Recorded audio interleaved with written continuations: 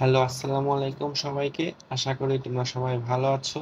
তোমাদের সবাইকে আমার চ্যানেলে স্বাগত জানাচ্ছি। আজকে আমরা পড়তে যাচ্ছি কোষ এর গঠনের লেকচার 4 সম্পর্কে। এই লেকচার 4-এ আমরা কি নিয়ে আলোচনা করব? এই লেকচার 4-এ আমরা আলোচনা করব হচ্ছে ফ্লুইড মোজাইক মডেল সম্পর্কে, কোষ ঝিল্লির গাঠনিক উপাদান সম্পর্কে, কোষ ঝিল্লির রাসায়নিক উপাদান সম্পর্কে এবং সর্বশেষ জানবো হচ্ছে আমরা কোষ ঝিল্লির কাজ সম্পর্কে। তাহলে আমরা সর্বপ্রথম জানবো হচ্ছে ফ্লুইড মোজাইক মডেল আসলে কি। এই ফ্লুইড মোজাইক মডেল হচ্ছে কোষ ঝিল্লি থেকে এসেছে। কোষ ঝিল্লির গবেষণা করতে গিয়ে বিভিন্ন ধরনের বিজ্ঞানীরা বিভিন্ন ধরনের মতবাদ প্রকাশ করেন। সেই মতবাদের পরিপ্রেক্ষিতেই ফ্লুইড মোজাইক মডেল হচ্ছে এক ধরনের মডেল যেটা কোষ ঝিল্লিকে প্রতিনিধিত্ব করে। বিভিন্ন ধরনের মডেলই বিজ্ঞানীরা পর্যবেক্ষণ করেছিল। এখন সেই মডেলের মধ্যে রয়েছে ফ্লুইড মোজাইক মডেল হচ্ছে সবচেয়ে গ্রহণীয় মডেল। অর্থাৎ এই অনেক ধরনের মডেল প্রস্তাবনা করার পরেও এই ফ্লুইড মোজাইক মডেল সবচেয়ে বেশি জনপ্রিয়তা পেয়েছিল। এখন এই ফ্লুইড মোজাইক মডেল কোন বিজ্ঞানীরা করেছিল, কোন সেই সব বিজ্ঞানীর নাম কি? সেই বিজ্ঞানী হচ্ছে একটা হচ্ছে এইচ.জে. সিঙ্গার এবং জি.এল. নিকলসন। অর্থাৎ এই ফ্লুইড মোজাইক মডেল প্রস্তাবনা করেছিলেন কে? ফ্লুইড মোজাইক মডেল প্রস্তাবনা করেছিলেন হচ্ছে সিঙ্গার আর নিকলসন। সেটা কত সালে? 1972 সালে। এই তারা এক ধরনের মডেল প্রবর্তিত করেছিল, সেটি হচ্ছে ফ্লুইড মোজাইক মডেল। এখন এই ফ্লুইড মোজাইক মডেল অনুযায়ী তারা ধারণা করেন যে কোষঝিল্লি আসলে দ্বিস্তর বিশিষ্ট। এখন আমাদের প্রশ্ন আসতেই পারে, কোষঝিল্লি কয় স্তর বিশিষ্ট? কোষঝিল্লি আসলে দ্বিস্তর বিশিষ্ট। এখন এই কোষঝিল্লির মধ্যে বিভিন্ন ধরনের অংশ রয়েছে, যেমন এই কোষঝিল্লির উভয় স্তরেই যে হাইড্রোকার্বন লেজটি রয়েছে সেগুলো হচ্ছে সামনাসামনি বা মুখোমুখি থাকে।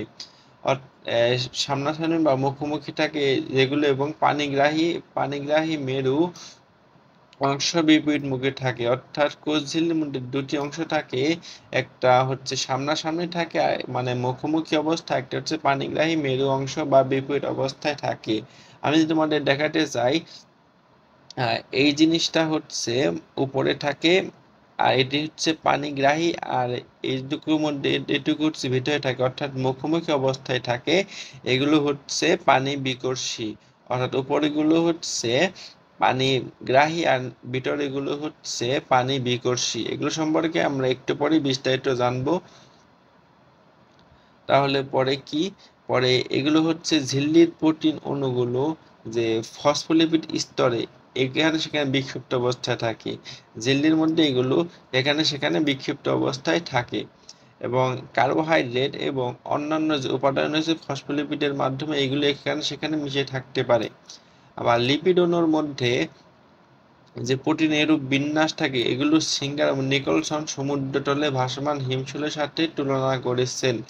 অর্থাৎ এই লিপিড অণু উপরে থাকে হচ্ছে গ্লাইকোলিপিড, আর নিচে হচ্ছে মাঝামাঝি অংশটাকে হচ্ছে লিপিড, আর উপরে থাকে হচ্ছে ফসফেট হচ্ছে মাথার অংশ, আর ভিতরে যে মুখোমুখি অবস্থায় থাকে সেগুলো হচ্ছে লিপিডের অংশ।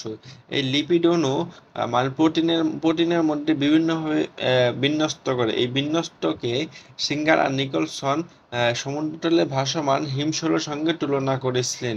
এই সদৃশ্যগত কারণেই আবার এই মডেলকে আবার আইসবার্গ মডেল বলা হয়। আইসবার্গ মডেল যেমন, আর আইসবার্গ মডেল এবং হিমশৈলের সাথে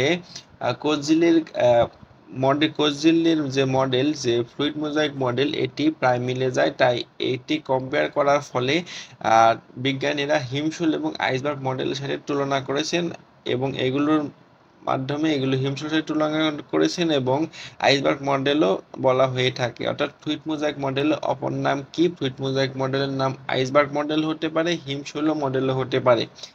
এখন এই ফ্লুইড মোজাইক মডেল অনুযায়ী কোষঝিল্লির বিনোদনের গাঠনিক উপাদান ব্যাখ্যা করা হয়েছে। এই ফ্লুইড মোজাইক মডেল অনুযায়ী কোষঝিল্লির গাঠনিক উপাদান ব্যাখ্যা করা হয়েছে। সর্বপ্রথমে থাকে হচ্ছে ফসফোলিপিড। এই কোষঝিল্লির মধ্যে ফসফোলিপিড বাইলেয়ার, অর্থাৎ কোষঝিল্লি ফসফোলিপিড বাইলেয়ার দিয়ে তৈরি হয়। এই ফসফোলিপিড বাইলেয়ার হচ্ছে আবার দুই স্তর বিশিষ্ট। ফসফোলিপিড লেয়ার কয় স্তর বিশিষ্ট? ফসফোলিপিড বাইলেয়ার হচ্ছে 2 স্তর বিশিষ্ট এবং এগুলো ফসফোলিপিড অণু দিয়ে গঠিত হয়। এগুলো কি দিয়ে গঠিত হয়? এগুলো ফসফোলিপিড অণু দিয়ে গঠিত হয়। এখানে প্রতিটি ফসফোলিপিডে আবার একটি একনো গ্লিসারল থাকে। প্রতিটি ফসফোলিপিডে একনো গ্লিসারল থাকে এবং এই গ্লিসারলের সাথে দুই নন পোলার ফ্যাটি অ্যাসিড বা লেজ বা টেইল থাকে। আর একটা হচ্ছে পোলার ফসফেট, একটা পোলার ফসফেট বা মাথা বা হেড থাকে। অর্থাৎ উপরে যে গোল অংশ আমি যদি দেখাতে চাই, উপরে যে এই গোল অংশ এটা হচ্ছে ফসফেট, এটা হচ্ছে পানিগ্রাহী, আর নিচে এগুলো হচ্ছে লিপিডের অংশ, এগুলো হচ্ছে পানি বিকর্ষী, এগুলোকে বলা হয়েছে লেজের মতো। অর্থাৎ এই ফসফেট গোল এটাকে মাথা বলা হয়েছে এবং নিচে এগুলো লেজের মতো বেরিয়ে রয়েছে, তাহলে এগুলোকে লেজ বা টেল বলা হয়েছে।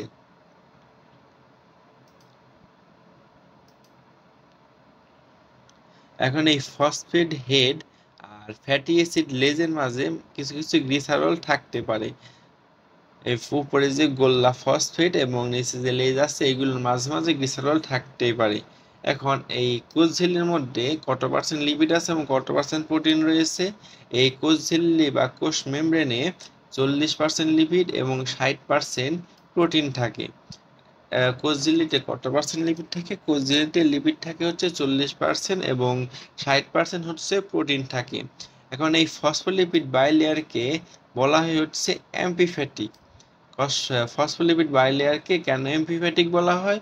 অর্থাৎ এর এক অংশ হচ্ছে পানিগ্রাহী, মানে মাথা হচ্ছে পানিগ্রাহী এবং অপর অংশ পানি বিকর্ষী, মানে লেজটা হচ্ছে পানি বিকর্ষী। মানে উপরে যে ফসফেট অংশটি গোল, ফসফেট অংশটি এটি হচ্ছে পানি বিকর্ষী এবং যে লেজ রয়েছে সরি উপরে যে ফসফেট জিনিসটা রয়েছে এটি হচ্ছে পানিগ্রাহী আর নিচে যে লেজ রয়েছে এটি হচ্ছে পানি বিকর্ষী। অর্থাৎ ফসফেটগুলো পানিকে গ্রহণ করতে পারে কিন্তু লেজগুলো পানিকে গ্রহণ করতে পারে না, পানি সমানে সংস্পর্শে এলে এগুলোকে দূরে ফেলে দেয়।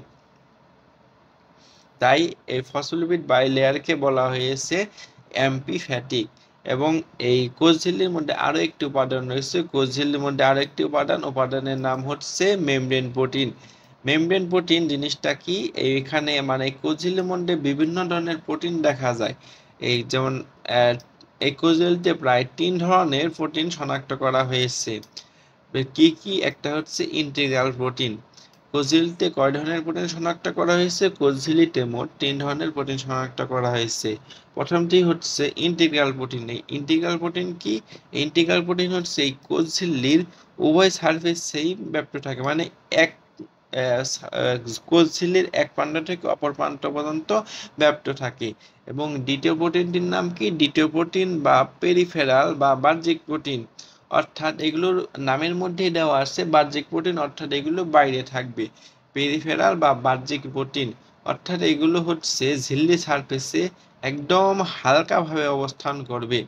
অর্থাৎ ইন্টিগ্রাল প্রোটিন যেমন উভয় স্তরে ব্যাপ্ত থাকে, এগুলো ওইভাবে উভয় স্তরে ব্যাপ্ত থাকবে না, এগুলো ঝিল্লির যে সারফেস রয়েছে, যে মেঝে রয়েছে, এগুলো উপরে হালকাভাবে বিস্তৃত করবে, অবস্থান করবে। এবং 3 নাম্বার প্রোটিন হচ্ছে লিপিড সম্পৃক্ত প্রোটিন। মানে এই লিপিড সম্পৃক্ত প্রোটিন কি? এই লিপিড সম্পৃক্ত প্রোটিন হচ্ছে লিপিড কোরে সম্পৃক্ত থাকবে। অর্থাৎ কোষ ঝিল্লির মধ্যে বিভিন্ন ধরনের লিপিড কোড দেখা যায়, এই লিপিড কোডের মাঝে মাঝে লিপিড সম্পৃক্ত প্রোটিন দেখা যাবে। আর মেমব্রেনে অবস্থিত প্রোটিনই একটা মেমব্রেন প্রোটিন। মেমব্রেনে অবস্থিত প্রোটিনই একটা মেমব্রেন প্রোটিন। অর্থাৎ কোষ ঝিল্লির মধ্যে অবস্থিত যে কোনো প্রোটিনই এক ধরনের মেমব্রেন প্রোটিন। এখন কোষ ঝিল্লি আরো উপাদান রয়েছে, কোষ ঝিল্লির উপাদান রয়েছে এখানের মধ্যে হচ্ছে গ্লাইকোক্যালিক্স। আমরা আগের মধ্যে জেনেছি ওখানে রয়েছে হচ্ছে ফসফোলিপিড বাইলেয়ার এবং আরেকটা উপাদান ছিল মেমব্রেন প্রোটিন এবং তৃতীয় উপাদানটা হচ্ছে গ্লাইকোক্যালিক্স। এই গ্লাইকোক্যালিক্স কি? এই গ্লাইকোক্যালিক্স হচ্ছে এটা হচ্ছে ঝিল্লির উপর একটা চিনির স্তর বিশেষ। এই ফসফোলিপিড অণুর সাথে কার্বোহাইড্রেট সে শৃঙ্খল হয়ে যুক্ত হয়ে গ্লাইকোলিপিড এবং প্রোটিন অণুর সাথে কার্বোহাইড্রেট যুক্ত হয়ে গ্লাইকোপ্রোটিন তৈরি করে। এই গ্লাইকোপ্রোটিন আর গ্লাইকোলিপিড মিলিতভাবে গ্লাইকোক্যালিক্স বলা হয়।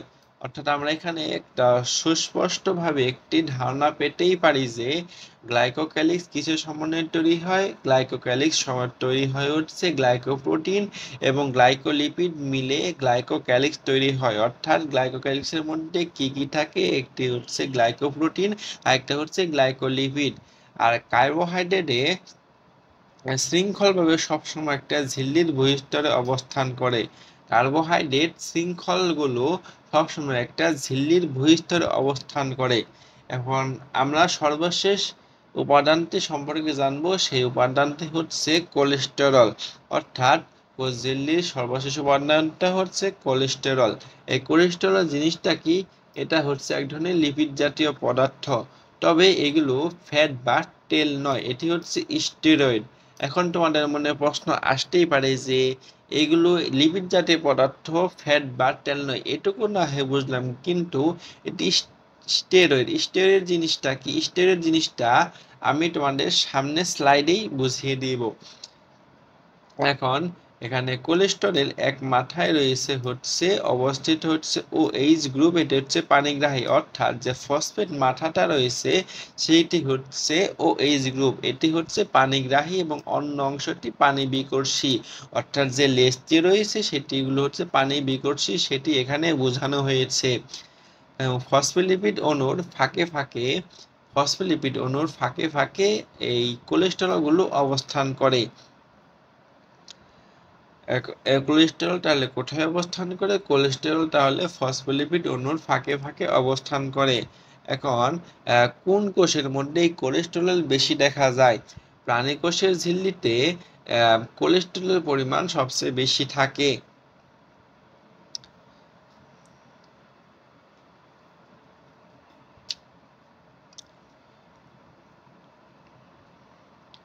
এখন প্রোটিন সমূহ যে রয়েছে উপরে, যে ফসফেটের সাথে যে প্রোটিন যুক্ত থাকে সেগুলো হচ্ছে আংশিক প্রাণীগ্রাহী অর্থাৎ হাইড্রোফিলিক, যখন ঝিল্লির সারফেসে থাকে।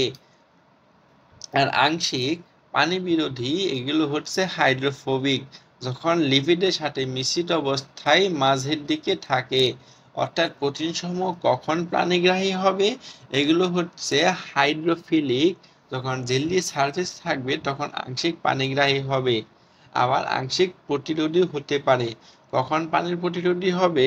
যখন লিপিডের সাথে মিশ্রিত অবস্থায় মাঝের দিকে।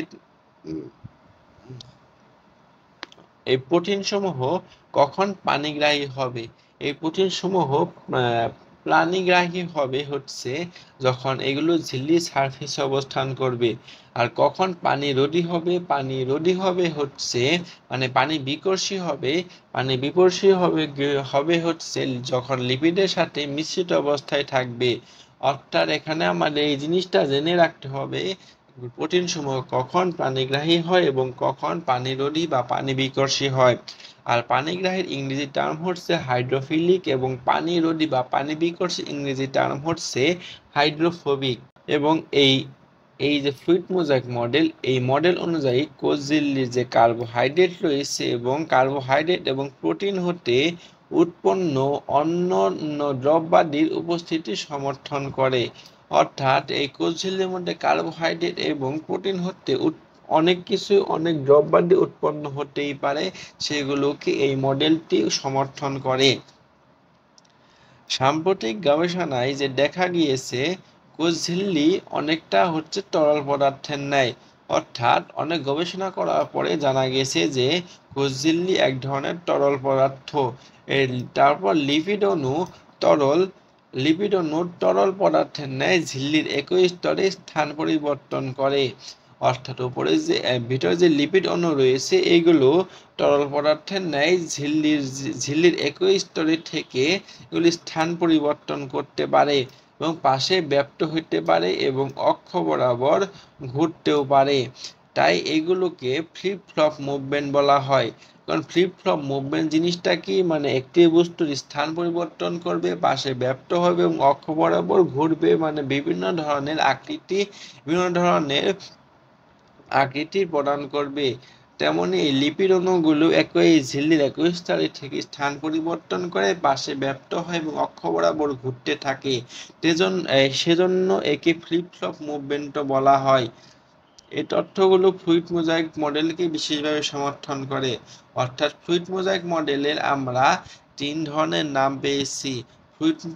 ফ্লুইড মোজাইক মডেলকে আমরা হিমশৈল মডেলও বলতে পারি এবং ফ্লুইড মোজাইক মডেলকে আমরা আইসবার্গ মডেলও বলতে পারি এবং সর্বশেষে জেনেছি আমরা ফ্লুইড মোজাইক মডেলকে আমরা ফ্লিপ ফ্লপ মুভমেন্ট মডেলও বলতে পারি। এবং আমি যদি তোমাদের চিত্রের মধ্যে দেখাতে চাই, এই সম্পূর্ণ জিনিসটা হচ্ছে ফসফোলিপিড বাইলেয়ার। এটি হচ্ছে কোষ ঝিল্লি। এই কোষ ঝিল্লি ফসফোলিপিড বাইলেয়ার তৈরি হয়েছে। আর এই গোল্লা অংশ এটুকু হচ্ছে গোল গোল জিনিস দেখতে পাচ্ছ, এগুলো হচ্ছে ফসফেট মানে মাথা, আর নিচে যে লেজের মতো বেরিয়ে রয়েছে এগুলো হচ্ছে লেজ। আর এই ফসফেট মাথাগুলো পানিগ্রাহী অর্থাৎ পানি গ্রহণ করতে পারে, আর এই লেজের অংশগুলো পানি বিকর্ষী অর্থাৎ পানিকে দূরে সরিয়ে দেয়।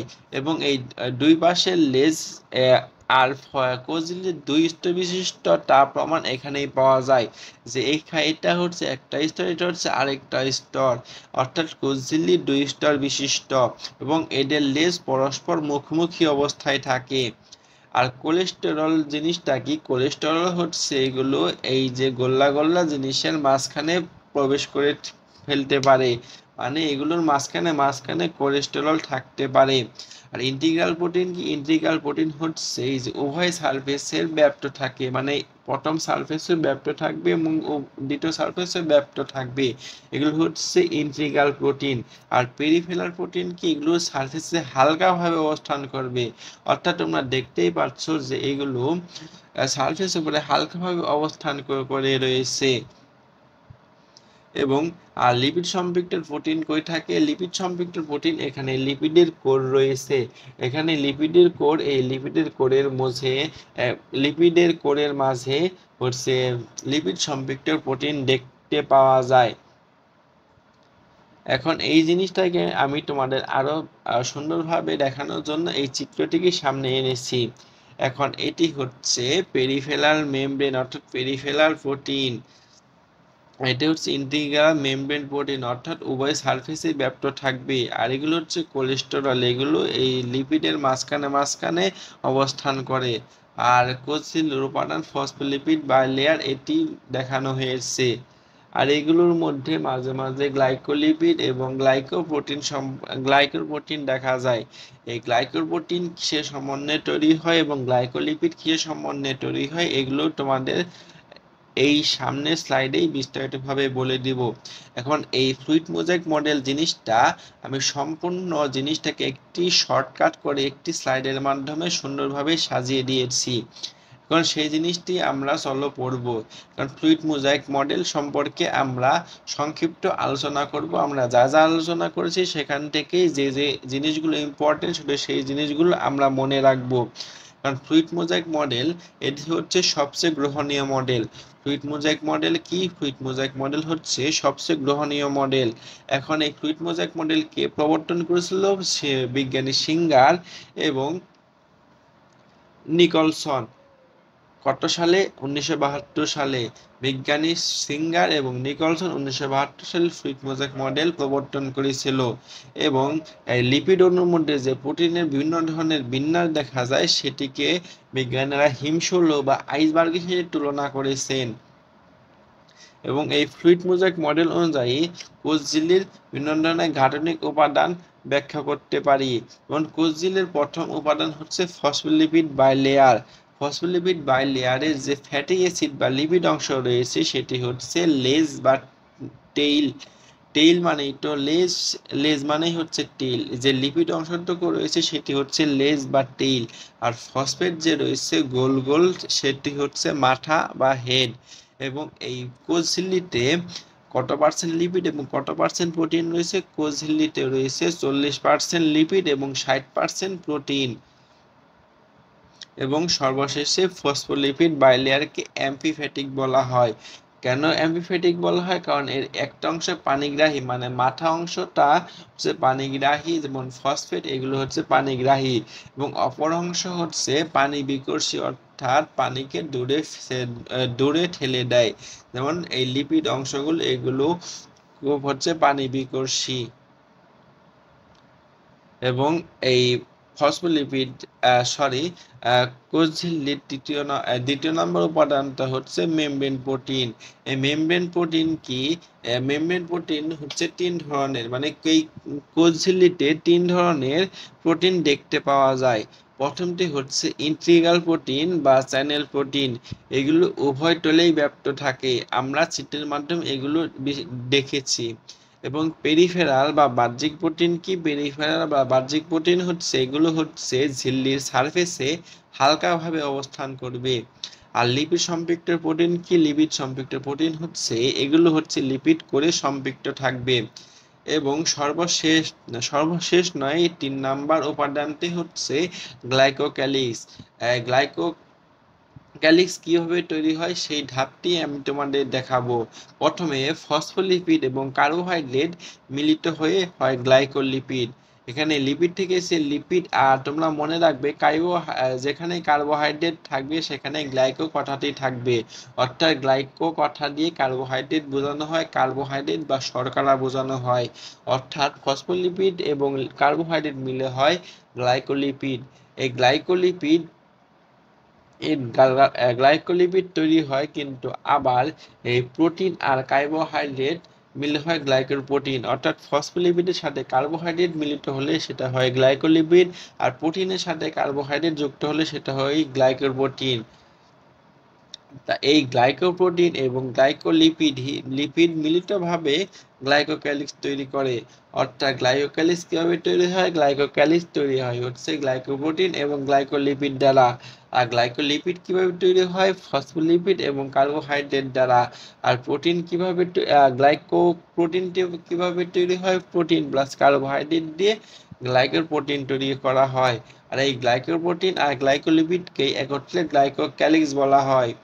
আর 4 নাম্বার অর্থাৎ সর্বশেষ উপাদানটি হচ্ছে কোলেস্টেরল। এই কোলেস্টেরলগুলো একটি লিপিড জাতীয় পদার্থ, তবে এগুলো ফ্যাট বা তেল নয়, এটি হচ্ছে স্টেরয়েড। এখন এই স্টেরয়েড জিনিসটা কি সেটি তোমাদের এখন বলবো। স্টেরয়েড হচ্ছে লিপিড আর আইসোপ্রোপিন। কারণ আইসোপ্রোপিনের সংকেত তোমাদের জেনে রাখলেও হবে, না রাখলেও হবে। এই লিপিড প্লাস আইসোপ্রোপিন মিলেই হয় হচ্ছে স্টেরয়েড। লিপিড তোমরা জানো, এবং আইসোপ্রোপিন হচ্ছে একটি জৈব সংকেত, তোমরা সেটাও জানো। এই লিপিড আর আইসোপ্রোপিন মিলেই হয় হচ্ছে স্টেরয়েড। আর এই কোলেস্টেরল কোথায় অবস্থান করে? কোলেস্টেরল হচ্ছে ফসফোলিপিড অণুর ফাঁকে ফাঁকে অবস্থান করে। তোমাদের চিত্রের মধ্যে এই জিনিসটি আমি তোমাদের দেখিয়েছিলাম, কোলেস্টেরল ফসফোলিপিড অণুর ফাঁকে ফাঁকে অবস্থান করে। এবং ফ্লিপ ফ্লপ মুভমেন্ট জিনিসটা কি? ফ্লিপ ফ্লপ মুভমেন্ট হচ্ছে কোষঝিল্লি অনেক সময় অনেকটা যেমন তরল পদার্থের ন্যায় আচরণ করে। এই কোষঝিল্লিটা অনেক সময় তরল পদার্থের ন্যায় আচরণ করে। লিপিড অণু অনেক তরল পদার্থের ন্যায় ঝিল্লির একই স্তরে স্থান পরিবর্তন করে পাশে ব্যাপ্ত হয় এবং অক্ষ বরাবর ঘুরতে পারে। এবং এই সম্পূর্ণ জিনিসটা একটি ফ্লিপ ফ্লপ মুভমেন্টের বৈশিষ্ট্যের সাথে মিলে যায়। তাই এই কোষঝিল্লির এই ধরনের পরিবর্তন চলনকে ফ্লিপ ফ্লপ মুভমেন্ট বলা হয়। এবং এইবার আমরা জানবো হচ্ছে কোষঝিল্লির রাসায়নিক উপাদান সম্পর্কে। কোষঝিল্লির রাসায়নিক উপাদানে কি রয়েছে? কোষঝিল্লির মধ্যে প্রোটিন কত পার্সেন্ট থাকে? কোষঝিল্লির মধ্যে প্রোটিন থাকে হচ্ছে 60 থেকে 80%। কোষঝিল্লির মধ্যে প্রোটিন থাকে কত? 60 থেকে 80%। লিপিড থাকে কত? লিপিড থাকে হচ্ছে 20 থেকে 40%। লিপিড কত পার্সেন্ট থাকে? লিপিড থাকে হচ্ছে 20 থেকে 40%। এবং পলিস্যাকারাইড কত পার্সেন্ট থাকে? পলিস্যাকারাইড থাকে 4 থেকে 5%। অর্থাৎ কোষঝিল্লিতে প্রোটিন থাকে হচ্ছে 60 থেকে 80%, লিপিড থাকে হচ্ছে 40 থেকে 50%, এবং পলিস্যাকারাইড থাকে হচ্ছে 4 থেকে 5%। এবং এই কোষঝিল্লির যে প্রোটিন রয়েছে, প্রোটিন গাঠনিক উপাদান হিসেবে, এনজাইম হিসেবে এবং বাহক প্রোটিন হিসেবে থাকতে পারে। আর এদের গঠন ও পরিমাণগত পার্থক্য থাকতেই পারে। কোষ ঝিল্লির যে মোট শুষ্ক ওজনের প্রায় ৭৫ ভাগই হচ্ছে লিপিড। কোষ ঝিল্লির শুষ্ক ওজনের প্রায় ৭৫ ভাগই হচ্ছে লিপিড। অর্থাৎ কোষ ঝিল্লিতে যদি কোনো ধরনের পানি না থাকে, তারপর এই পানি না থাকে, সেটা হচ্ছে শুষ্ক ওজন। তখন তখন প্রায় ৭৫ ভাগ লিপিড কোষ ঝিল্লিতে পাওয়া যায়। সেই জিনিসটাকে এখানে বলা হয়েছে কোষ ঝিল্লির মোট শুষ্ক ওজনের প্রায় ৭৫ ভাগই হচ্ছে লিপিড। আর লিপিড প্রধানত ফসফোলিপিড ফসফোলিপিড হিসেবে থাকে। লিপিড প্রধানত ফসফোলিপিড হিসেবে থাকে। এখন এই ফসফোলিপিড 5 রকমের পাওয়া যায়। 5 রকমের ফসফোলিপিড পাওয়া যায়। সবচেয়ে সরল ফসফোলিপিডের নাম হচ্ছে ফসফোটাইডিক অ্যাসিড। সবচেয়ে সরল ফসফোলিপিডের নাম কি? সবচেয়ে সরল ফসফোলিপিডের নাম হচ্ছে ফসফোটাইডিক অ্যাসিড। এবং জটিল ফসফোলিপিডের মধ্যে রয়েছে হচ্ছে লেসিথিন। এই লেসিথিন আবার কি, সেটা আমরা সামনের স্লাইডে জানবো। অর্থাৎ সবচেয়ে সরল ফসফোলিপিড হচ্ছে ফসফোটাইডিক অ্যাসিড এবং জটিল ফসফোলিপিড হচ্ছে লেসিথিন। আর ঝিল্লিস্থ ফসফোলিপিডের অর্ধেকের বেশি থাকে হচ্ছে লেসিথিন, অর্থাৎ লেসিথিন অধিক পরিমাণে থাকে। আবার কোনো কোনো কোষ ঝিল্লির মধ্যে আরএনএ থাকতে পারে। এই জিনিসটা আমি একটু সংক্ষিপ্তভাবে একটি স্লাইডের মাধ্যমে সাজিয়েছি, চলো সেটি দেখা যাক। কোষ ঝিল্লির রাসায়নিক উপাদান কি? এগুলোর মধ্যে প্রোটিন রয়েছে কত পার্সেন্ট?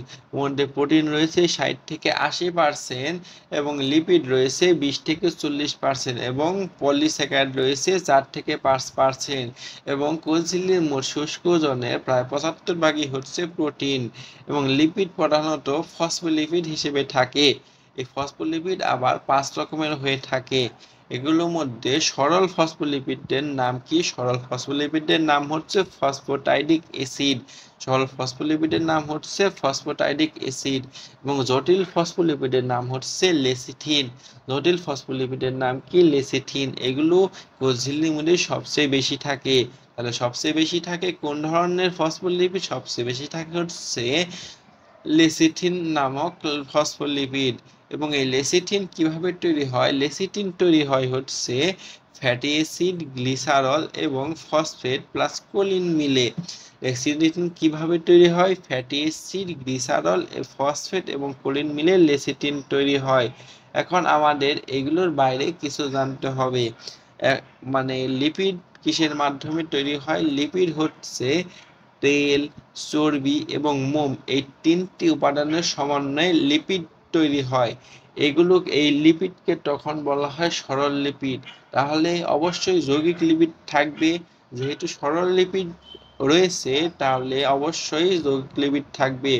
তাহলে যৌগিক লিপিড কোনগুলো? যৌগিক লিপিড হচ্ছে এই যে ফসফোলিপিড, গ্লাইকোলিপিড, লিপোপ্রোটিন। এবং এই ফসফোলিপিড কিসের সমন্বয়ে তৈরি হয়? লিপিড প্লাস ফসফেট, এই দুইটি উপাদানের সমন্বয় হচ্ছে ফসফোলিপিড। এই লিপিড থেকে এসেছে লিপিড আর ফসফেট থেকে এসেছে ফসফো, অর্থাৎ লিপিড প্লাস ফসফেট মিলে হয় ফসফোলিপিড এবং লিপিড প্লাস শর্করা মিলে হয় গ্লাইকোলিপিড। লিপিড থেকে লিপিড আর শর্করা মানে হচ্ছে গ্লাইকো। তোমাদের মনে রাখতে বলেছিলাম যে কার্বোহাইড্রেট বা শর্করা থাকলে গ্লাইকো জিনিসটা থাকবে, অর্থাৎ এই লিপিড বা শর্করা মিলে লিপিড প্লাস শর্করা মিলেই হয় গ্লাইকোলিপিড আর লিপিড প্লাস প্রোটিন মিলে হয় লিপোপ্রোটিন। লিপিডের লিপো আর প্রোটিনে হচ্ছে প্রোটিন। লিপিড প্লাস প্রোটিন মিলে হয় লিপোপ্রোটিন এবং উদ্ভূত লিপিড রয়েছে, মানে সরল লিপিড, যৌগিক লিপিডের পরেও একটা রয়েছে উদ্ভূত লিপিড। এই উদ্ভূত লিপিড কোনগুলো? যেমন স্টেরল। এই লিপিড তোমাদের আগের স্লাইডে দেখিয়েছি যে স্টেরয়েড কিভাবে তৈরি হয়। স্টেরয়েড তৈরি হচ্ছে লিপিড প্লাস আইসোপ্রোপিন।